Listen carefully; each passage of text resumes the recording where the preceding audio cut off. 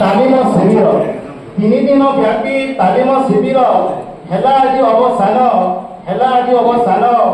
guide Balangir ଶିବିରର venue ପରବ ରାଷ୍ଟ୍ରୀୟ ସର୍ବେକ୍ଷଣ 14 ବ୍ଲକରୁ 56 ଶିକ୍ଷକ କରିଥିଲେ ଯୋଗଦାନ ସାମଗ୍ରିକ ବିକାଶ ପ୍ରଗତି ପଥର ପୂରଣ ବିଧିବିଧାନ ମମତା ଅଳକା ସପନା ମୀନାକ୍ଷୀ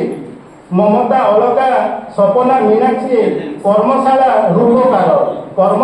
ରୂପକାର ଶିକ୍ଷକ ଶିକ୍ଷିକା ଶିବିରାର୍ଥୀ ସାଜି ଧୀରେ ଦିଅନ୍ତି ଉତ୍ତର ଥିଲା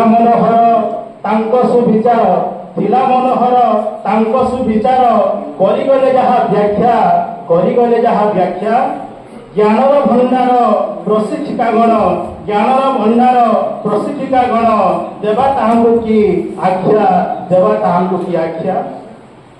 ପ୍ରଥମ ଦିନର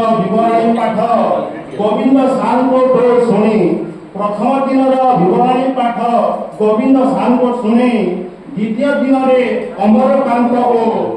ଗଜେନ୍ଦ୍ର ଯଦୁମଣି ତୃତୀୟ ଦିନରେ ଲେଖିଲେ ନିପୁଣ ପୁଙ୍ଖାନୁପୁଙ୍ଖ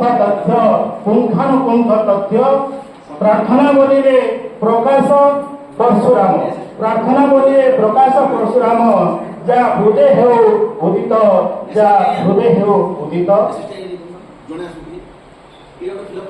ଶିକ୍ଷଣ ଭୋଜନ ଅବା ଜଳପାନ ହେବ ତାହା ଚିରସ୍ମରଣୀୟ ଦୋଷ ଧରିବେନି ଜ୍ଞାନୀ ଗୁଣିଜନେ ଅଜ୍ଞାନ ଲେଖେ ସୋରିଷ ଯଦି ଭଲ ଲାଗଲା ଟିକେ